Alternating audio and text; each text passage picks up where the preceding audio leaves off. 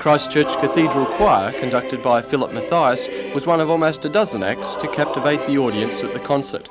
The choir, accompanied by string artists from the Newcastle Conservatorium of Music, sang two pieces which complemented the dignified setting of the main hall. Hundreds of performers played or sang during the evening, which organisers say was purely for the pleasure of classical music lovers. They say the future of the showcase concert as a permanent event in Matara depends largely on the public response to last night's event.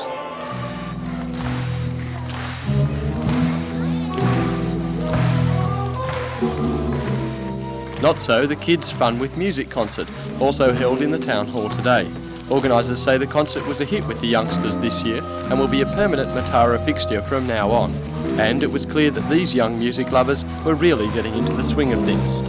Organisers say the concert is designed to be both entertaining and educational, a bonus for several young maestros who got to direct the Alan Ward Big Band and the Lake Macquarie Trio through some well-known tunes.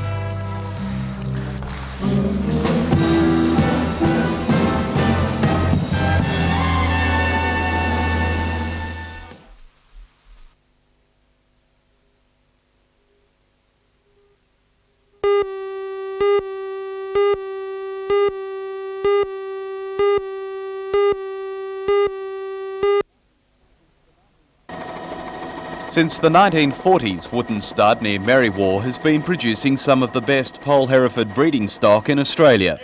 Its sales attract buyers from throughout New South Wales, Victoria and Queensland.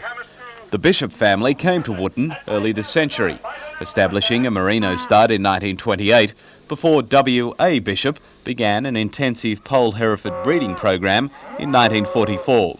Since then, Wootten has grown to be the second largest Pole Hereford stud in Australia. W.A. William Bishop, now 87, still plays an active role in the running of the stud and keeps a close eye on the progress of the sales, overseeing a family business committed to the highest quality. Lot number 42 today was typical of that quality. Wootten Crest 5, a 2-year-old bull weighing in at 721 kilograms, sold for $6,000 to Burrador Stud near Denman. We're at $6,000. At $6,000 will we sell him? At $6,000 he goes. All finished. Last chance. Done at 6. You got him, sir.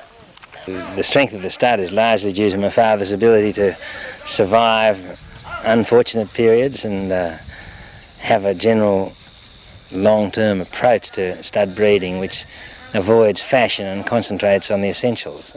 Cattle that are able to rear their own calves and cattle that are free from defects. The 25th annual Pole Hereford stud sale at Wootten attracted record interest, showing, if nothing else, that a commitment to quality does have its rewards.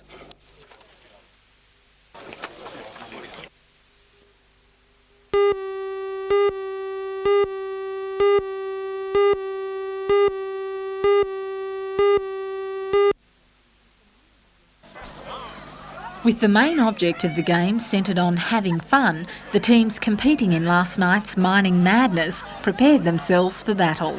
Each night this week at the No. 2 Sports Ground, heats have been decided in the 4 divisions of the Matara sports. Competing in the social, industrial, sporting and youth categories, teams like How's That in the blue caps, Cardiff Loco in the red and Lambton Colliery sporting the green match skills and muscles over the obstacle course. Sponsored by BHP Colliery Division, the games took on a mining atmosphere with the conveyor crawl, crazy construction caper, washery wipeout and pit pony pass proving a little too much for some competitors, allowing vital points to slip away. After the 5th round, Lambton Colliery was winning only 1 point ahead of their nearest rival, How's That? And it was clear the Mad Miners Shuffle would decide the winner. Despite the Blues picking up speed towards the last leg, the mining team shuffled over the finish line in first place. The finals of the series will be held tomorrow night, where the coveted lump of coal trophy will be presented to the overall winning team.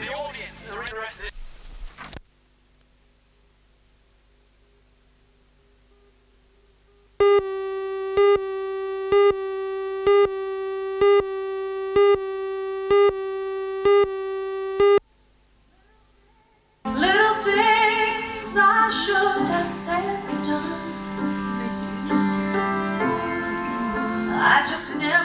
took the time.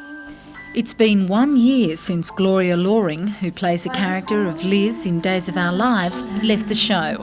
During the 6.5 years on the set, Gloria became one of the favourite stars, wooing the viewers with her voice. Now, on her month-long tour around Australia, she's still captivating her audience. Well, most of our viewers would know you as Liz from Days of Our Lives.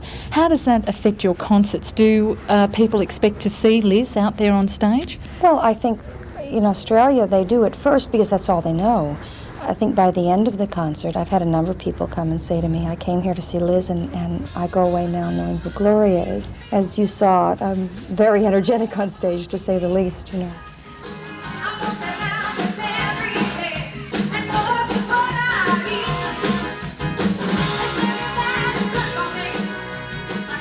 The 40-year-old blonde beauty says for her, singing came first before the acting career. Critics now describe her as the best female artist since Barbara Streisand. Well, I think it's a lovely comment. I mean, whenever one is compared to one of the very, very best, that's quite a compliment.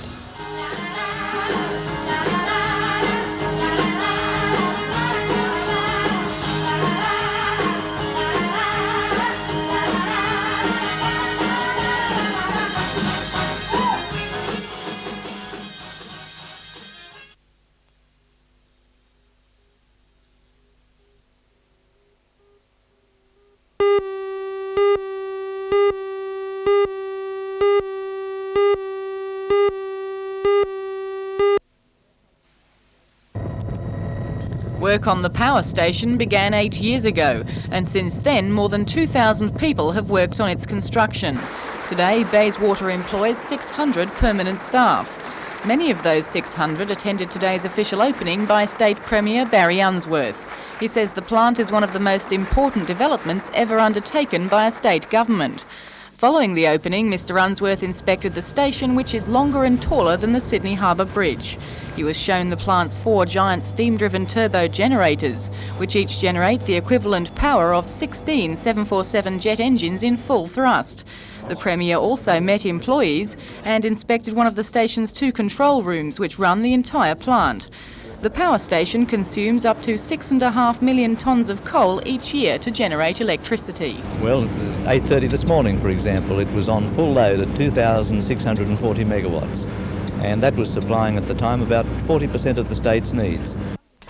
4 132-metre high cooling towers are an outstanding feature of the station, which uses about 36,000 megalitres of water a year. A water waste treatment scheme has been designed to result in a zero discharge level. Despite the praise lavished on the station, some question it. Member for Upper Hunter Colin Fisher says plant availability is already as low as 73% because of industrial disputes and plant breakdowns. However, Electricity Commission General Manager Frank Brady argues plant availability has been as high as 90%. The availability has been much higher than that. The use that we have made of it has been around about 73%, reflecting the fact that you share the load between stations, and there have been times too during the coal strikes where we found it necessary to make sure that we balanced the load between stations in relation to coal supplies. That had an influence on it. Mr Fisher also claims Bayswater's generators are idle for more than 25% of the time. Mr Brady disagrees. We regularly take out 1 unit a week for a short period for cooling tower maintenance to check things over, but that's not being idle.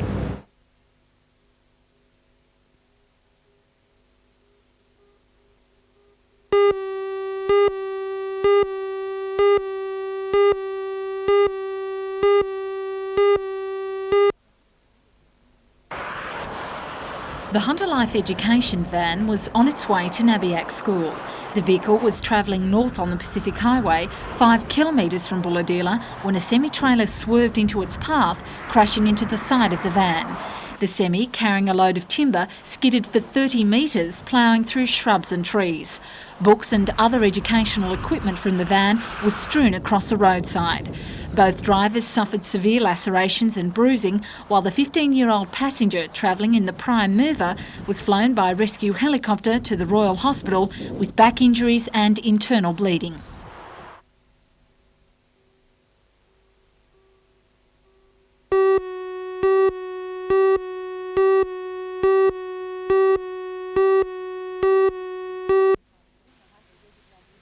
In the Hunter, resignations by the general practitioners who work in country hospitals could throw health services outside Maitland and Newcastle into chaos, despite undertakings that emergencies will be treated free of charge. In the Upper Hunter, none of the hospitals has resident medical officers, so if general practitioners resign from the hospital system, it would leave the area without any hospital doctors. 18 general practitioners from Merriwar, Muswellbrook, Denman and Scone will meet tonight in Scone, and according to Dr David O'Neill, the chairman of the Medical Staff Council for the Upper Hunter, most are likely to decide to resign. The resignations would be submitted tomorrow and would come into force in a month's time. In Singleton, 5 doctors have already submitted their resignations and 7 more may follow suit. They will consider their position over the next few days.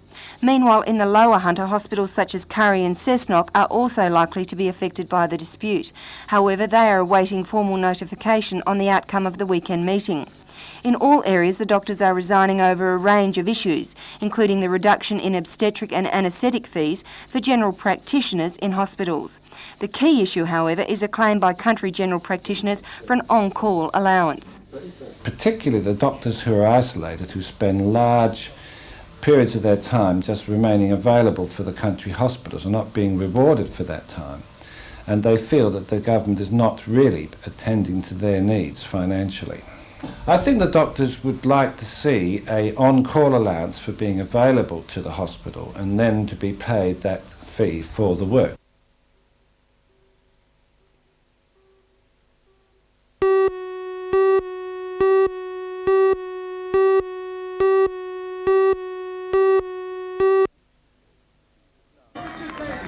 The Star Music Awards are considered to be the most prestigious in the region. For local musicians, a win can mean the break they've been working for, and for the audience, the night is guaranteed to be one not quickly forgotten.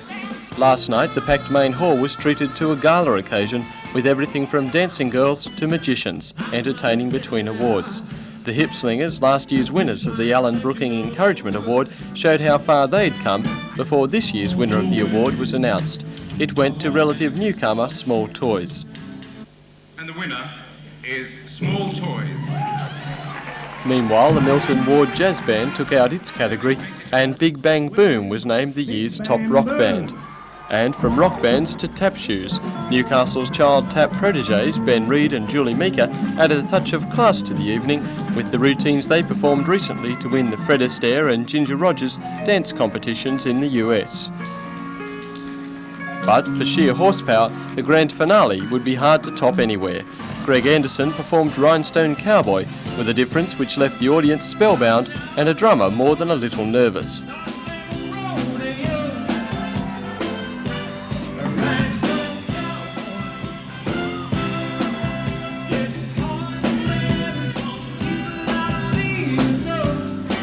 Finally, Alan Dodd from the Warren Drone Corporation announced the night's principal winner. Vegemite Reggae. For their win, Vegemite Reggae received $1,000 plus a boost to their fame that only the awards can give. Recognised as the city's top draw card, Vegemite Reggae have taken out the major award independently and in an outstanding way.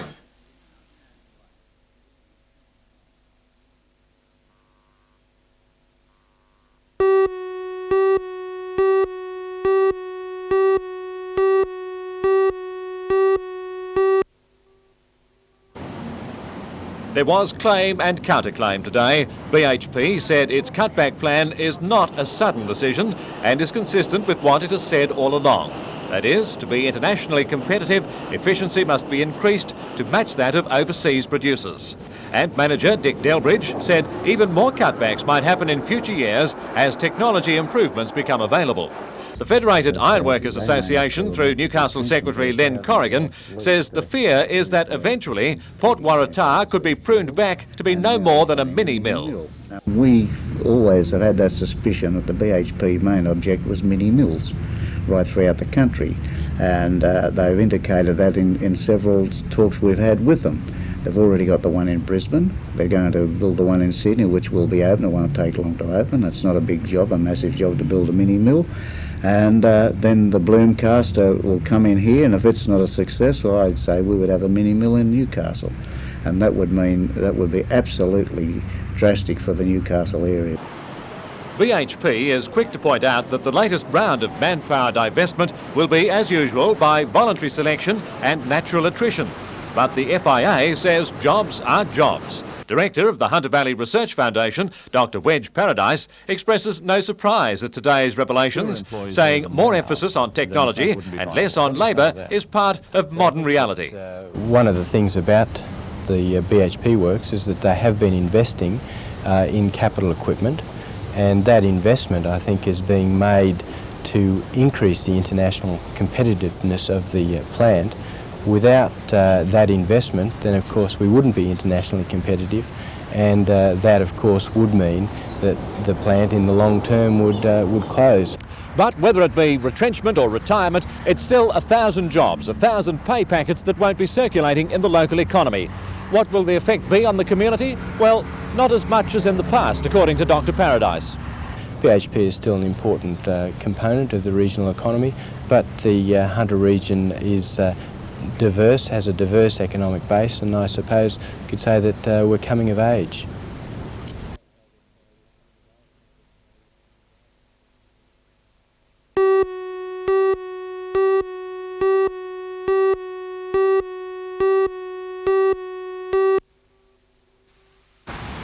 Newcastle City Council has received 4 tenders to lease the Bar Beach Pavilion.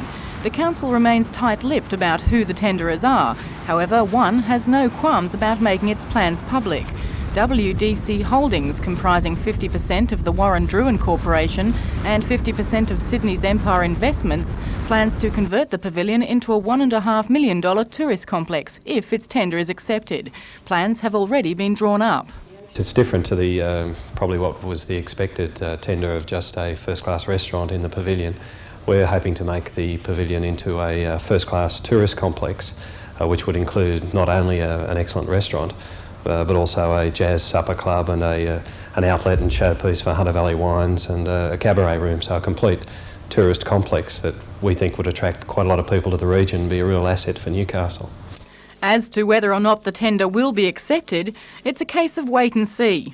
It's hard to be completely confident without knowing what's in the other tenders or exactly what's in Council's mind, but we've got to really have an excellent chance. However, previous lessee Lloyd Moffat says the successful tenderer can expect problems. They'll be watched that they're open at certain time and closed at certain times, that they don't use it for Melbourne Cup Day like I used to do now and again. And of course there's going to be a late night curfew on the place, so of course the neighbours will be watching, and the last, they'll be sort of reporting when the last person leaves and what is happening.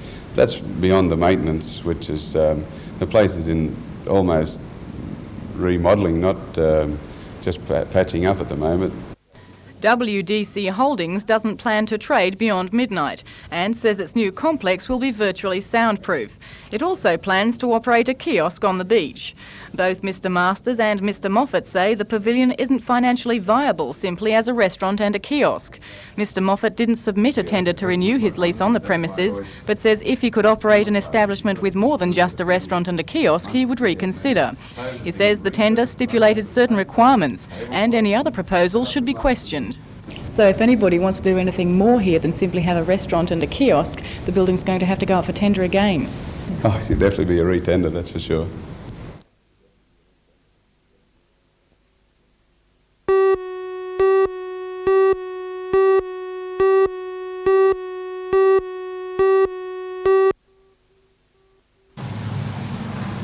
In their heyday, the blue light discos in Newcastle provided an option taken up by as many as 1,400 teenagers whenever they were on.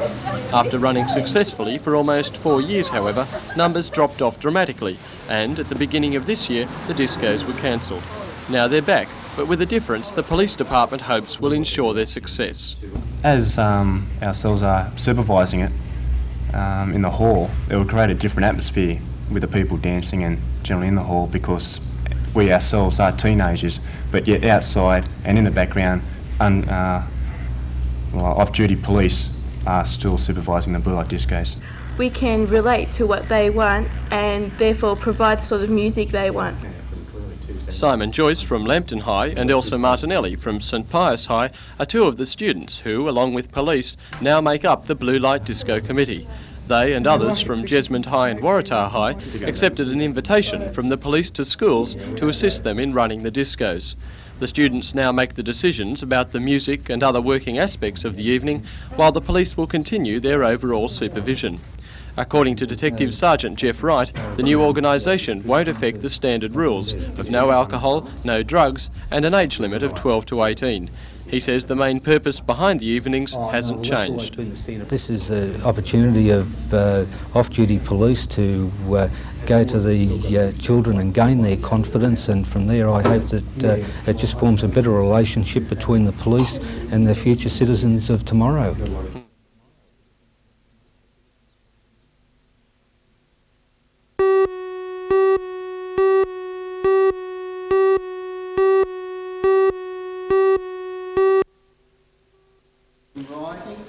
During the weeks leading up to the election meeting, most had believed that the position of Mayor would be strongly contested. It came as a surprise, therefore, when incumbent Mayor Peter Blackmore was returned unopposed for a second term. Alderman Pat Hughes, who had nominated for the position, announced at the last minute that he was withdrawing from the poll and lending his support also to Peter Blackmore. In his acceptance speech, the Mayor suggested the non-ballot was an example of the strength of the council. But one thing I can proudly say, that once you walk into this chamber, that affiliation to those parties seems to be left outside. There's one common goal, and that common goal is the betterment of our city and the city of Maitland. Mayor Blackmore also announced that this would in fact be his last term, as he would not be seeking re-election to the office next year. For this year, though, he has a much larger mayoral allowance at his disposal. The allowance for the bicentenary year was last night voted up from a little over $11,000 to $18,500. Voting for the position of Deputy Mayor, however, was not nearly so clean-cut. Last year's office holder, Alderman Beryl Humble, failed to retain her position, losing to Alderman Bob Smith, 11 votes to 5. Equally strongly contested was the important position of the council delegate on the Shortland County Council. It eventually went to Ray Fairweather with 10 votes over delegate of the last 2 years, George McLaughlin, who polled 6.